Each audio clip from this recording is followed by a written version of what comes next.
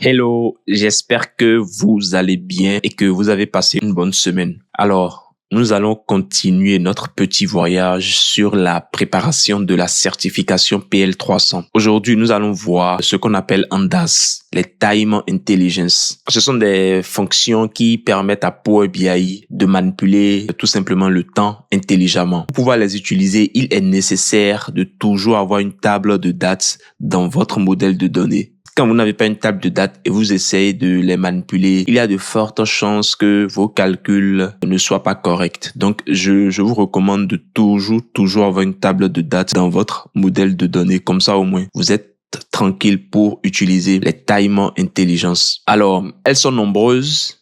Il en existe beaucoup. Nous n'allons pas pouvoir toutes les voir dans cette vidéo, mais je vais vous en montrer 3. Et si vous avez envie d'aller plus loin dans la documentation technique de Microsoft, vous pouvez les voir toutes avec leur syntaxe. Ici, nous avons un petit tableau avec 3 colonnes, l'année, nom du mois et le montant des ventes. Admettons par exemple que nous voulons calculer le cumul annuel. Ici, ce que j'appelle cumul annuel, c'est la somme, c'est le cumul du montant des ventes depuis le début de l'année jusqu'à un mois donné ou bien jusqu'à une date donnée. Je vais vous montrer concrètement ce que cela veut dire. Donc, je vais appeler ma mesure, je vais l'appeler, disons, cumul annuel. Bon, on va mettre cum annuel. Alors, pour calculer le cumul annuel, on utilise une fonction qui s'appelle total year to date. Total year to date, déjà je vais appeler la fonction et nous allons voir ce qu'il prend en argument. Tac. Et donc la voici, total year to date, total YTD. Le Y c'est pour year, année. Le T c'est pour le tout. TO et le D c'est pour la date. Donc date, on l'appelle total year to date. On peut aussi faire le calcul par mois. Donc total month to date ou bien total quarter to date. Le quarter ici, c'est le trimestre. Donc, je vais prendre la fonction total year to date. Et ici, on voit qu'il prend en argument une expression, une date, un filtre et un year end date. Ici, on voit que filtre et year end date sont entrecrochés. Ça veut dire qu'ils sont optionnels. D'ailleurs, nous n'allons pas avoir besoin d'en rajouter ici. Nous allons juste mettre en argument une expression et la date. Alors, ici, l'expression que nous allons utiliser, c'est le montant des ventes. Donc, j'appelle la mesure montant des ventes. Je mets la virgule et je rajoute la date. Donc, de ma table calendrier. Et je valide. Maintenant, je vais rajouter ma mesure dans mon tableau. Vous allez voir ce que ça donne. Alors, le cumul annuel du montant des ventes, c'est le cumul du montant des ventes depuis le début de l'année jusqu'à une date donnée. Ici, on est encore en début d'année. Donc, il m'a remis le même. D'ailleurs, je vais le formater. N'oubliez jamais de formater vos mesures. Nous allons mettre devise. Et ici, je vais mettre euro. Tac. Voilà, comme ça, c'est beaucoup plus propre. Donc, je disais que notre objectif, c'était de déterminer le cumul annuel du montant des ventes. Le cumul annuel du montant des ventes, c'est le cumul du montant des ventes depuis le début de l'année jusqu'à une date donnée ou bien jusqu'à un mois donné.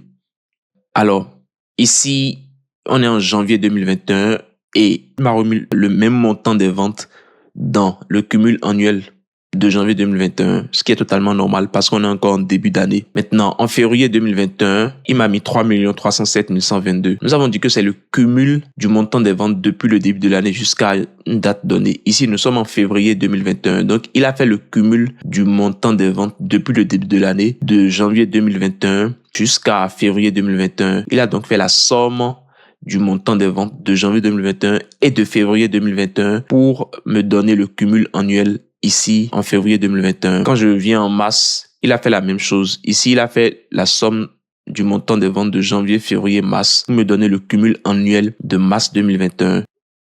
Quand je passe par exemple à une autre année, vous allez voir que ça redémarre. Ici, en janvier 2022, il n'a pas fait le cumul de tout ça. Il a plutôt remis le même montant en janvier 2022 parce que c'est une nouvelle année. Et du coup, en février 2022, il a fait le cumul de janvier et de février pour obtenir ici le cumul annuel de février 2022. Donc, chaque fois, il fait la somme depuis le début de l'année jusqu'au mois où je suis et me donne le cumul annuel. J'espère que vous avez compris. Ce n'est pas compliqué, mais si vous avez des questions, n'hésitez pas, comme d'habitude, à me les poser en commentaire. Maintenant, nous allons voir une deuxième fonction. Admettons que l'on veut calculer le montant des ventes du mois précédent au mois où l'on est. Cette fois-ci, nous allons utiliser une fonction qui s'appelle Previous Month. Donc, je vais appeler ma mesure, supposons que je vais l'appeler montant des ventes mois précédent.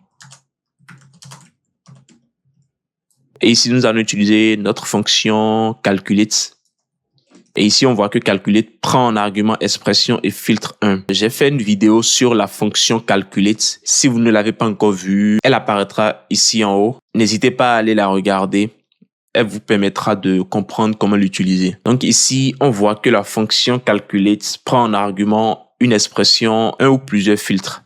Donc, elle prend en argument une expression et un ou plusieurs filtres. Alors ici, l'expression, c'est évidemment le montant des ventes, donc la mesure montant des ventes. Et le filtre ici, c'est notre fonction Previous Month qui va nous permettre de filtrer. Donc comme vous pouvez le voir là, on peut calculer le montant des ventes du jour précédent, du trimestre précédent, de la semaine précédente, de l'année précédente. Ici, c'est le mois qui nous intéresse. Donc je vais faire Previous Month. Et ici, on voit que Previous Month prend en argument la date. Donc j'appelle la date de la table calendrier et je valide. Alors maintenant, je vais le rajouter dans mon rapport. Vous allez voir comment il va se comporter. Ok, il est ici. Je vais le mettre avant cumul annuel. Comme ça, ce sera plus simple à expliquer. Ici, on voit que au niveau de la première ligne, il n'a rien mis. Tout simplement parce que le mois qui précède janvier 2021, c'est décembre 2020. Et comme nous n'avons pas de données en décembre 2020, il a laissé vide. Et ici, février 2021, le mois qui le précède, c'est janvier 2021. Donc, il a mis le montant des ventes de janvier 2021. Donc, janvier 2021, c'est 2 158 809. C'est la même chose qu'on voit ici. Je passe en mars 2021. Le mois qui précède mars 2021, c'est évidemment février 2021. Donc, 1 148 312. Et ici aussi, 1 148 312. Quand je descends un peu, ici en décembre 2021, le mois qui précède décembre 2021, c'est novembre 2021. Et donc, il m'a mis 8 015 849 en décembre 2021. Et quand on vient en janvier 2022, le mois qui le précède, c'est décembre 2021. Et ici, on voit bien que décembre 2021, c'est 7 214 897. Et il m'a mis 7 214 897 en janvier 2022. Donc, cette fonction, elle permet de calculer le montant des ventes du mois précédent. Mais votre mesure peut ne pas être le montant des ventes. Ça peut être n'importe quel type de valeur. C'est une fonction qui vous permet en gros de calculer ou du moins de faire un calcul sur le mois précédent. Maintenant, je vais vous montrer une dernière fonction qui permet de calculer. Déjà, elle s'appelle Same Period Last Year. C'est une fonction qui permet de calculer la période où l'on est, mais sur l'année précédente. Concrètement, qu'est-ce que cela veut dire? Admettons que je l'appelle montant des ventes période précédente. Montant des ventes période précédente égale, ok. Donc, j'appelle calculate. Il prend le montant des ventes. Tac. Je mets ma virgule. J'appelle la fonction same period last year. Et ici, on voit qu'il prend en argument la date. Donc, j'appelle la date de la table calendrier. Et je valide. Je vais rajouter cette mesure dans mon tableau. Alors, ici, je vais d'abord le réduire et je n'oublie pas de formater ma mesure. Donc, je mets une devise. Je mets en euros. Ok, celle-là, j'avais oublié de la formater. Je vais la formater. Tac. Tac. Ok. Donc ici, nous avons le montant des ventes période précédente. Ici, nous voyons que de janvier 2021 à décembre 2021, il n'y a rien.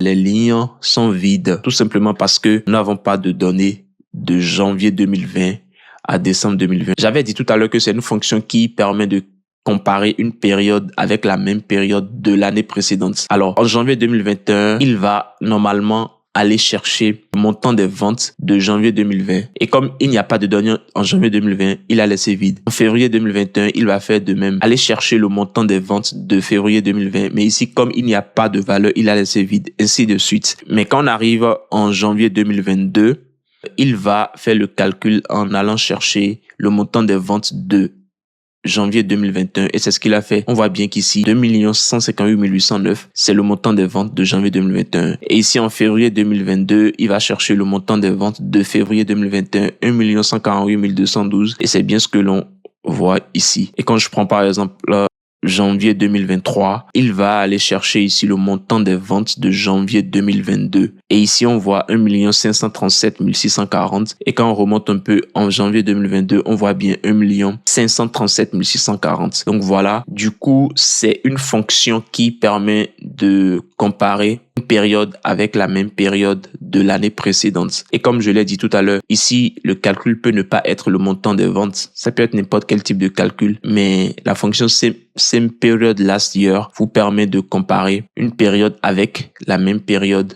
de l'année précédente. J'espère que vous avez compris et si vous avez remarqué, vous verrez que chaque fois que j'ai voulu les utiliser, ma table calendrier m'a servi. C'est pour ça qu'au début de la vidéo, je disais, avant de manipuler les time intelligence, assurez-vous de toujours avoir une table calendrier dans votre modèle de données. J'espère que vous avez compris et si vous avez des questions, n'hésitez pas à les poser en commentaire. Je prendrai plaisir à y répondre et on se retrouve très bientôt. À plus.